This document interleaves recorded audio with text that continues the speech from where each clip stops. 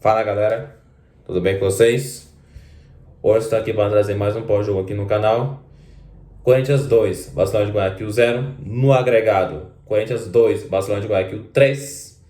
Corinthians está eliminado da Libertadores da América 2025. Mais uma vez, pela terceira vez em sua história, o Corinthians está eliminado na fase preliminar, a chamada pré-Libertadores. 2011 para o Tolima, 2020 para o Guarani do Paraguai e agora 2025 para o Barcelona de Guayaquil. Diferentemente das duas ocasiões anteriores, contra Tolima e Guarani, nessa eliminação contra o Barcelona, o Corinthians também consegue um prêmio de consolação, que de consolação não tem nada, que é a vaga para a Sul-Americana, né? Mas, cara, outra vez Sul-Americana. Outra vez Sul-Americana. Terceiro ano seguido que o Corinthians vai para a Sul-Americana. Sendo que é a segunda depois da vexame na Libertadores. A primeira, quando o Corinthians cai na fase de grupos da Libertadores, no grupo onde tinha Argentinos Júnior da Argentina, Independente del Valle do Equador e Liverpool do Uruguai. Um baita grupo por sinal, hein? Em 2024, uma Sul-Americana onde o Corinthians chega via Campeonato Brasileiro após terminar em 13º lugar. Classificação essa aqui, para começo de conversa, sabe-se lá como aconteceu, porque o Corinthians estava em vias de ser rebaixado naquele ano de 2023, né? Mas acabou sendo salvo pelo Romero e ainda conseguiu uma vaga para a Sul-Americana. Em 2025, o Corinthians cai na chamada pré-Libertadores, o Barcelona de Guayaquil, e vai pelo terceiro ano seguido disputar a Sul-Americana. E curioso que todas elas num cenário... Todas não, né? A de 2024 ainda foi uma consolação que veio, sabe-se lá como. Mas em 2023 e 2025, pós-vexame da Libertadores. Complicado. Muito complicado. E, enfim. E, cara, pra ser bem sincero, eu não faço a mínima ideia de por onde começar, sabe? Análise de jogo, talvez eu faça. Análise individual e coletiva de desempenho, talvez eu faça alguma coisa. Dar notas para jogadores e para técnico, Ramon Dias. Eu confesso que não estou com o mínimo de vontade de dar nota. Primeiro, porque eu não fiz qualquer análise a ponto de dar nota. E segundo, porque eu não estou com cabeça. Eu não estou afim de dar notas, sabe? Mas, enfim. Por onde que eu começo? Resultado? Vamos lá, vai. Cara, pra ser bem sincero, o Corinthians meio que desenhou essa eliminação lá no Equador. Tava escrito que essa eliminação dava pra acontecer.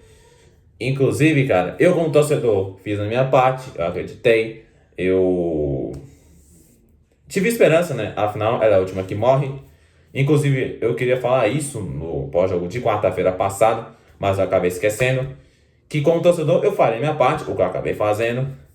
Mas em relação a ter certeza que o Corinthians iria virar, eu não tinha certeza. É claro que eu também não seria aquele torcedor que falaria, já tá eliminado, já era. Eu também não sou esse tipo de torcedor. Mas, por outro lado, eu também não tive tanta convicção de que o Corinthians iria virar o confronto, né? Acreditar? Acreditei. Minha parte como torcedor, eu fiz. Mas, enfim. E, cara, essa eliminação já tava meio que desenhada desde a semana passada, sabe? Já me dando logo em relação a desempenho coletivo e individual de jogadores. Eu reconheço que nesse jogo de volta os jogadores correram, eles lutaram, eles batalharam, eles jogaram com o mínimo de vontade. Mas, cara, para ser bem sincero, eles só correram nesse jogo, para ser bem sincero, por necessidade. Aliás, eles têm obrigação pelo salário que ganham, pelo que eles fizeram principalmente no ano passado, eles têm obrigação de correr, de lutar, de batalhar, de jogar a bola todos os jogos. Isso é um ponto. O que eles fizeram ontem, eles têm obrigação de fazer em todos os jogos. Inclusive, eles tinham essa obrigação no jogo de quarta-feira passada. O que eles correram ontem, que eu de fato reconheço, que eles correram, eles lutaram, eles batalharam, eles deveriam ter feito no jogo de quarta-feira passada. Por que eles não fizeram? Esse é o questionamento que eu faço. Da mesma forma que eles correram ontem, por que eles não correram no jogo de semana passada? Por que eles não evitaram todo aquele vexame? Por que eles não evitaram? Cara, eu tenho certeza, se não fosse o jogo de quarta-feira, eu poderia estar muito bem aqui falando de uma classificação para uma fase de grupo de Libertadores. Mas não, por conta da patifaria, da sem-vergonhice que eles fizeram na semana passada e que obrigaram eles a ter que correr atrás, a ter que correr nesse jogo de volta, o Corinthians, eu tô aqui tentando falar de uma eliminação e não de uma classificação. E, enfim, lamentável, cara. Pra ser bem sincero, eu vejo algumas pessoas aplaudindo. Cara, eu não aplaudo não, cara. Eu reconheço, mas não aplaudo esse esforço. Porque tudo isso que aconteceu ontem, todo esse esforço, toda essa corrida que os jogadores tiveram ontem, ela infelizmente nasce não por vontade própria dos jogadores, mas pelo que eles fizeram na semana passada, que obrigaram eles a correr, a batalhar, a buscar o resultado nesse jogo de volta. Inclusive, cara, eu vou além. Em muitos jogos dessa temporada, esses jogadores não fizeram, cara, não fizeram nem um décimo do que eles fizeram ontem. No ano todo, praticamente. Só teve um joguinho aqui, um joguinho ali que eles fizeram alguma coisa, mas de resto, praticamente no ano todo, eles não correram o que correram ontem. Para ser bem sincero. E muito menos no jogo de quarta-feira passada, que o Corinthians levou 3-0. Jogo esse que o Corinthians meio que já desenhou, já deu meio caminho andado para ser eliminado. A confirmação ela veio ontem e de forma mais cruel. O castigo veio pelo que os jogadores fizeram na semana passada. Eles tiveram que pagar a primeira parcela da semana passada e pagar a segunda parcela de forma mais cruel ainda nesse jogo de volta. E, enfim, era isso mesmo que eu queria falar. Eu reconheço o esforço, mas não aplaudo. Muito pelo contrário. Eu questiono que essa vontade, essa garra, essa vontade de correr que eles tiveram ontem, por que eles não tiveram semana passada? Enfim. Em relação ao desempenho individual, vamos lá então. Antes de falar de desempenho, falar a escalação, né? O Corinthians foi a campo com o Hugo Souza no gol. Na defesa tivemos Mateuzinho, Félix Torres, Gustavo Henrique e Matheus Bidu. No meio campo tivemos Ranieri, José Martínez, André Carrillo e Rodrigo Garro. E no ataque, Memphis e Yuri Alberto. Time escalado pelo técnico Ramon Dias. Ramon Dias, que aliás, diferentemente do jogo de lá no Equador, dessa vez ele não inventou uma escalação. Dessa vez ele escalou o time como deveria escalar. E vamos lá. Hugo Souza praticamente não foi exigido no decorrer do jogo. Só teve uma defesa que ele teve que fazer, ou duas, aí no decorrer do jogo. Mateuzinho, defensivamente, foi bem o Mateuzinho. Félix Torres fez o gol, quase entregou a paçoca no segundo. Na verdade, já entregou, né? Só o atacante do Barcelona que não aproveitou. Mas, no geral, teve um desempenho até que bom, vai. Gustavo Henrique teve um desempenho ok. Matheus Bidu teve um desempenho bem mediano. Ranieri até que fez um bom jogo. José Martínez até que jogou bem o Martínez. André Carrillo, do meio campo, para mim foi o melhor. Não só pelo gol, mas pelo desempenho em geral. Rodrigo Garro teve um desempenho já mediano para baixo. Bem apagado o Rodrigo Garro, aliás. Memphis Depay, procura-se Memphis Depay. Se alguém viu o Memphis em campo, por favor, me avise. E Yuri Alberto, apagado. Apagado o Yuri Alberto. E vou adiantar logo os jogadores que vieram do banco, né? Eu costumo fazer isso lá no final, mas para falar a verdade, eu não vou dar nota mesmo para ninguém. Vou adiantar logo, vai. Deixa eu ver aqui quem que entrou. Aos 29 minutos, o Ramon Dias, ele fez 29 minutos do primeiro tempo, não foi do segundo não, foi do primeiro tempo. Eu confesso que fiquei surpreso. Ele tirou o Ranieri para colocar o Romero, claramente para deixar um time mais ofensivo, para partir com tudo para cima do Barcelona. Eu confesso que fiquei surpreso, porque esse tipo de alteração, quando você está em desvantagem, geralmente o técnico faz esse tipo de modificação lá no decorrer do segundo tempo. Mas não, o Ramon Dias ele fez logo no primeiro tempo, aos 29 minutos, 30 minutos ali do primeiro tempo. Surpreendente. Mas quem mais entrou no time? Entrou Thales Magno. Thales Magno entrou, teve uma oportunidade, teve um lance aqui, um lance ali, mas não foi grande coisa. Quem mais entrou aqui? Quem mais? Breno Bidon entrou, teve um lance aqui, um lance ali, mas não foi grande coisa. E quem mais entrou? Só, né? Só os jogadores que entraram mesmo. O Thales Magno, o Romero e o Breno Bidon. Falar dos gols do Corinthians. 2 gols de bola parada, né? O primeiro gol, o essa escanteio do Rodrigo Garro, que aliás foi a única coisa que o Garro fez praticamente no decorrer do jogo. Félix Torres cabeceou, o goleiro do Barcelona colabora, a bola vai pro gol. que por sinal foi o primeiro gol do Félix Torres com a camisa do Corinthians, justamente contra o time do coração, que é o Barcelona de Guayaquil. Ele é torcedor do Barcelona.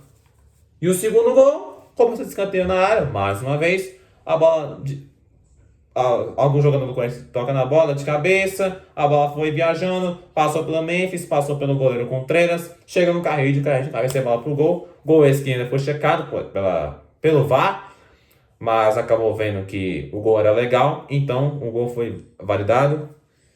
E foi isso, cara.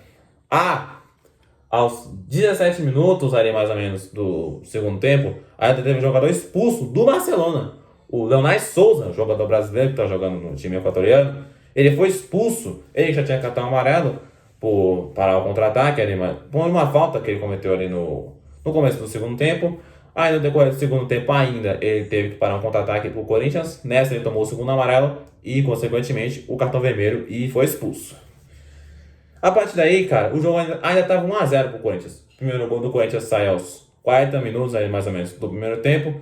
E o segundo gol já sai já aos 44, ali mais ou menos, do segundo tempo. Gols tardios, né? Aos 17 do segundo tempo, o jogador do Barcelona é expulso. E naquele momento, eu senti que o Corinthians poderia mais, cara. Aliás, o jogo todo, né? O jogo todo eu achei que o Corinthians, pela necessidade do resultado, pela necessidade de fazer gol, pela necessidade de ir pra cima, de fato a postura teve. Teve a postura, o que era obrigação, né? Mas, enfim, a postura teve. Mas o desempenho, eu achei que deixou a desejar em alguns pontos. Eu achei que o Corinthians poderia ter criado mais oportunidades, principalmente a partir dos 17 do segundo tempo, onde o jogador do Barcelona é expulso. Eu acho que o Corinthians poderia mais. Eu achei, sinceramente, que poderia muito mais, principalmente depois que o jogador do Barcelona foi expulso. Mas acabou que os dois gols foram de bola parada. E se tratando de jogada criada, jogada trabalhada, principalmente ali quando estava 11 contra 10, achei muito pouco. Naquele momento que o jogo estava 11 jogadores do Corinthians contra 10 do Barcelona, eu achei muito pouco. Muito pouco a quantidade de criadas jogadas trabalhadas do Corinthians. E que mais, cara? Já falei de resultado, já falei de desempenho coletivo e individual, já falei alguns lances aí do jogo, falei dos gols do Corinthians e... eu gostaria de falar um pouquinho do Ramon Dias. O Ramon Dias, nesse ano de 2025, ele permanece no cargo de técnico do Corinthians depois da milagre que ele e o time protagonizaram no ano passado, né? Ele, por conta desse milagre que aconteceu no final do ano passado, ele foi acreditado e foi bancado no cargo de técnico. E, enfim, começou em 2025, com uma certa expectativa do time continuar melhorando, do time continuar em ascensão, principalmente pelo que vem apresentado nos últimos 9 jogos do ano passado, que culminaram nas 9 vitórias seguidas e na vaga da Libertadores. Mas acabou que não aconteceu, cara. Muito pelo contrário. O time meio que começou ali mais ou menos, mas depois começou a regredir. E isso ficou evidente, tanto na primeira fase da pré-Libertadores contra a UCV, como agora contra o Barcelona de Guayaquil, lá no Equador. E em alguns jogos também do Campeonato Paulista, onde o Corinthians poderia ter jogado melhor, poderia ter liquidado a fatura, poderia ter matado os jogos, mas nada disso aconteceu. Pelo contrário, o Corinthians meio que começou a jogar meio relaxado, meio... E isso também fica na conta do Ramon Dias, né? E, cara, o que eu penso do Ramon é o seguinte. Se o Corinthians fosse eliminado pelo Santos no Campeonato Paulista e com essa eliminação pro Barcelona, eu até seria favorável à troca de comando já de imediato.